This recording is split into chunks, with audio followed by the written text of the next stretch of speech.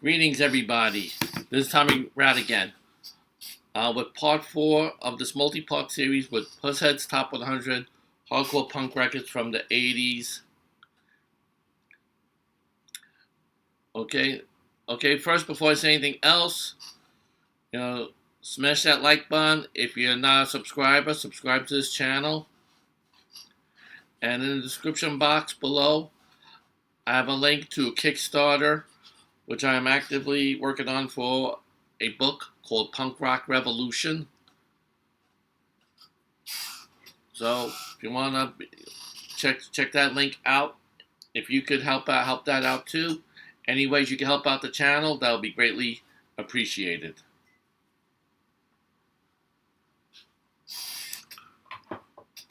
Okay, so let's get on with the nitty gritty. Okay, excuse me, I'm trying to adjust my screen here. Okay, that looks a lot better. All right. Yeah, I'm still having some issues with Streamlabs on my desktop, so I'm using OBS on my laptop, which seems to be working pretty well. Okay, so we're gonna get off with the list now, starting at number 70, Straight Ahead. Now, this is an excellent record, even though it had 6 songs on it. I know Straight Ahead had a whole bunch of songs when they played live, somewhere about 15 to 20 songs. And they used to be Mayhem New York City. They used to be called Mayhem first, but then they had to change the name to Mayhem NYC because there was a British metal band called Mayhem. But the Straight Ahead record, I think, is very excellent. You had Craig Satari playing bass on there, who's now in Sick With All, along with Armand and Rob, who later played in bands like Helmet and Biohazard.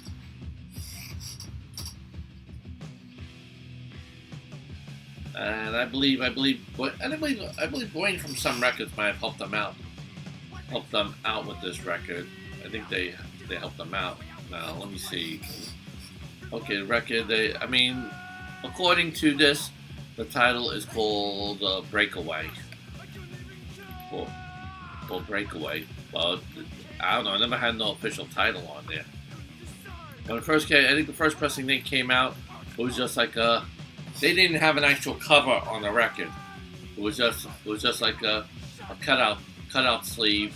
We could see the middle of the disc on it, and it came with a lyric sheet. Yeah, the name of the label was called Iris Records.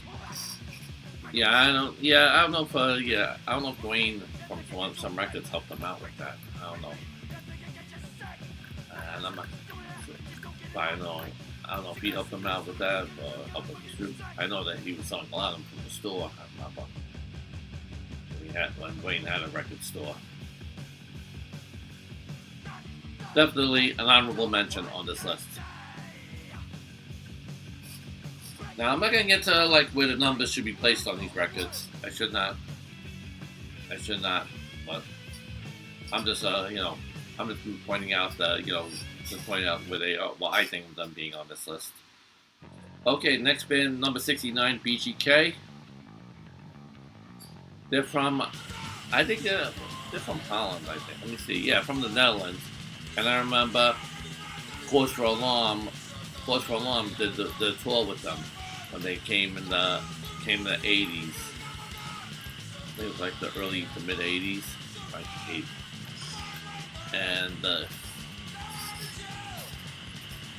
And Alex from Cause for Alarm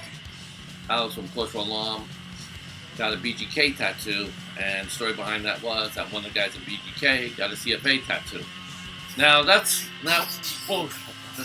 I want to share a little story about that. When Rejuvenate toured Europe, I would get a No Turning Back tattoo if one of the members got a Rejuvenate tattoo. That's the story behind this one.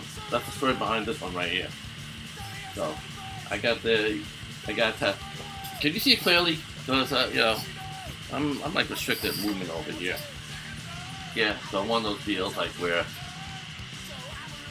I got a turning back tattoo, and the bass player Lemmy, he got a Rejuvenate tattoo. Those are times. Those are fun times. Okay. All right.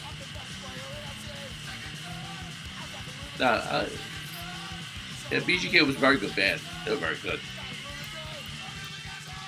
Now I'm not too familiar with this record. I never got it. I wasn't able to find it.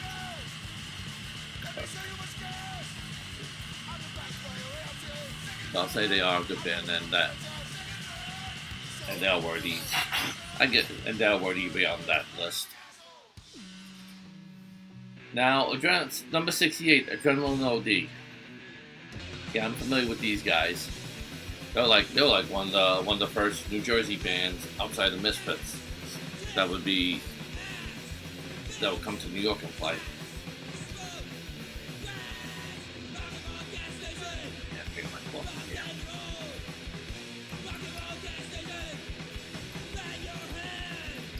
Now let me look at this record here.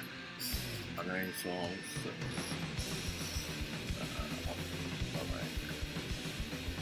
Hold on a second.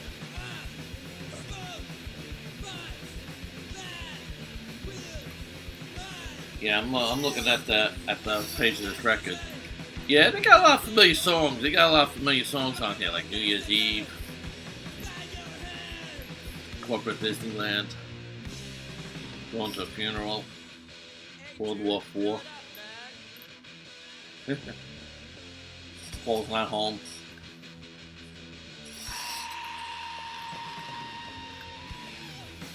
Yeah, I would say this record, should be on this list.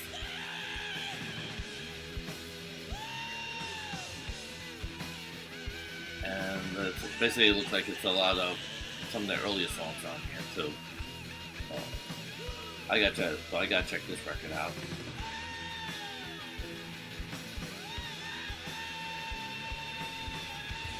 Okay, let me go back here and see where we are. Oh, number 67, The Abused, Loud and Clear. Definitely a winner right here. Definitely a winner.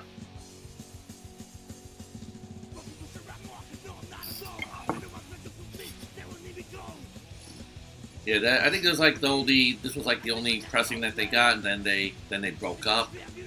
And here's a funny story I got about this record here. Now, Lost and Found Records from Germany bootleg this record. Basically it was at the time it was a lot easier for overseas labels to bootleg other bands' stuff. And Reconstruction Records, which used to be on 7th Street and Bowery, they were selling this record. So me and Johnny Stiff were hanging out outside the record store, and we see the old guitar player for the Abused walking down the street. He's been he hasn't been involved with music for quite a while. And this was back in, I think, 1992, 1993, when Rejuvenate was actually recording a legit record with Lost and Found. And so Johnny Sip sees Raph and says, "Yo, Raph, come in the store right here." He shows him a 12-inch version of the record. I think there was some other songs on there from demos on there.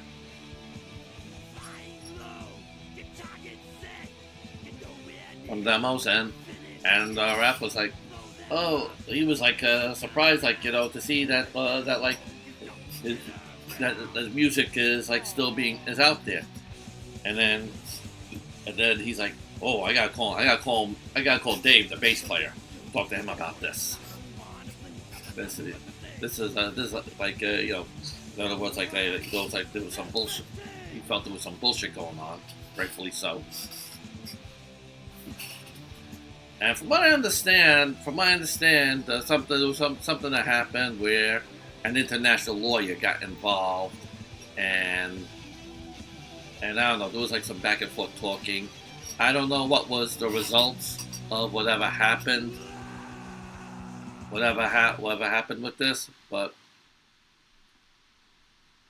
I know that Johnny Stiff talked to the guy from Lost and Found when we were actually, in between, like in pre-discussions for the Rejuvenate Moment of Truth record, and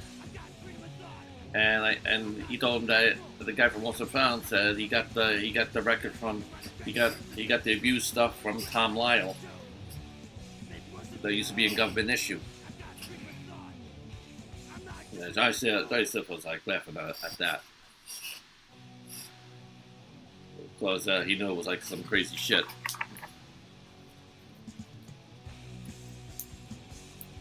Anyway, so because I was there for that conversation, like, and overheard because I was in my apartment when Johnny Stiff made that call. So I know that much. But whatever happened, if that phone call, I don't know what happened, but I know the abused got back together for a short stint, So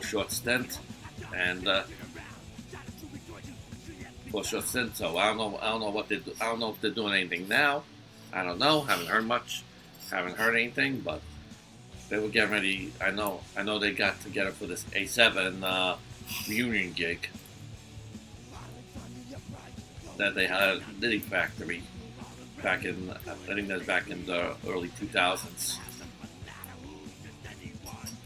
But anyway, this is definitely can't miss hit on for this one right here.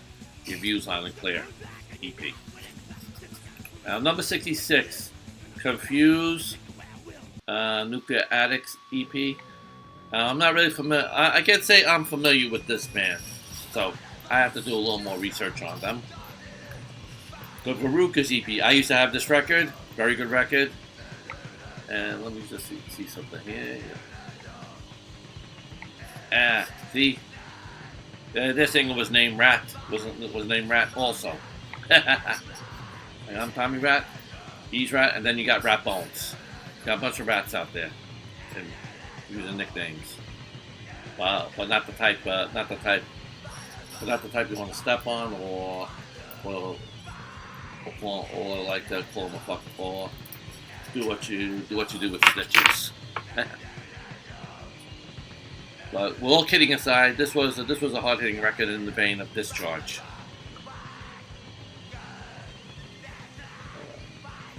So that was number 65.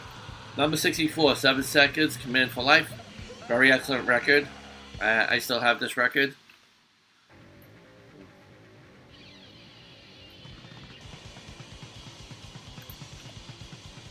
Skeptics, number 63, Skeptics. So the youth not familiar with them. Where are the Skeptics from? Let's see. All right, they're from England, and they're pretty much influenced by Discharge and Demon, and they also went by some other names, Vermin, Chaos. This was they were formed in 1978. Let me see.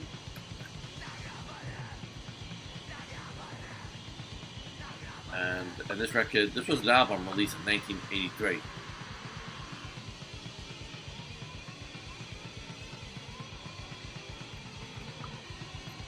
Number 62, Gauze, from Tokyo, Japan, and I'm definitely not familiar with these, with this one here. And the name of their EP, name of their record is called Pushead, which was an album. Wow. So their genre is called Japanese hardcore.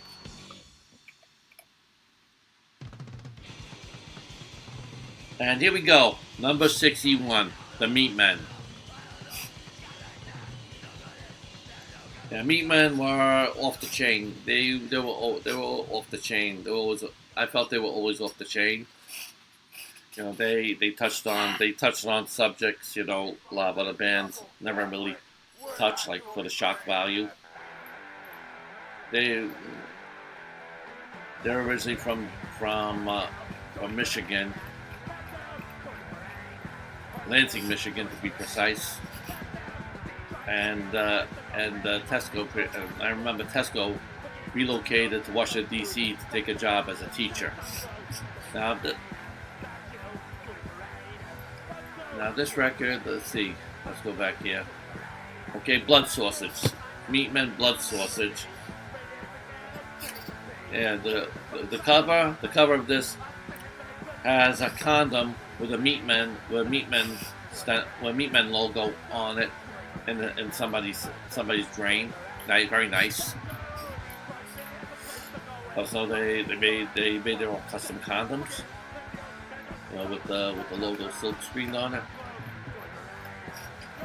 All right, but we're all kidding aside. I know, they were pretty much, they were a good band. They were a good band, but I mean, I'm sure some people thought they were very sensitive the stuff that they wrote, like because they were pretty vulgar, humorous, hateful, sexual, and I don't know, like verbal violence. Yeah, according to this list here, the genre is hardcore punk rock, and comedy rock. Yeah, I mean they had some. Yeah, this is their first. I believe this might be their first. No, it's not their first record. I don't think it's their first record, but I believe this might be a second record that was released on Touch and Go, which was their label, which was their label, and Tesco had the Touch and Go magazine also.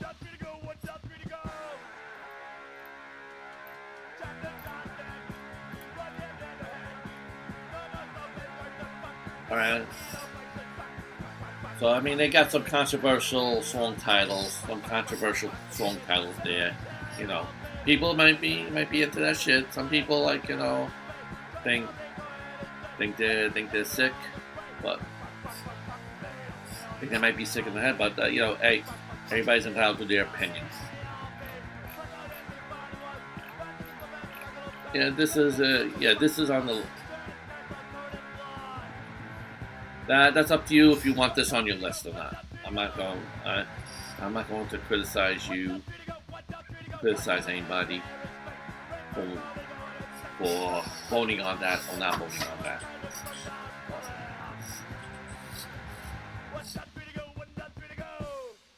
Anyway, that's about it. That's about it for this week's top 100. But okay, now, if you like what you saw, please like, share, comment, and check the description box below to help out. Also, the link is for the Kickstarter for my new book, Punk Rock Revolution. So, see what you can do to support that as well. Thank you for watching.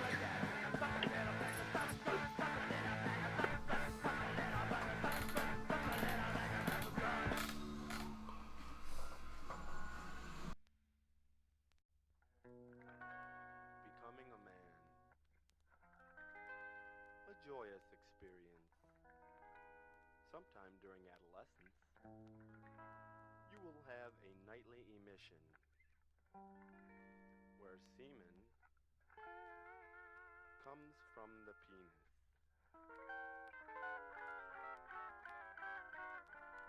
It's perfectly natural. So if mommy tries to make you feel like a naughty boy, then tell her, fight with Rod, fight with Rod, fight with Rod.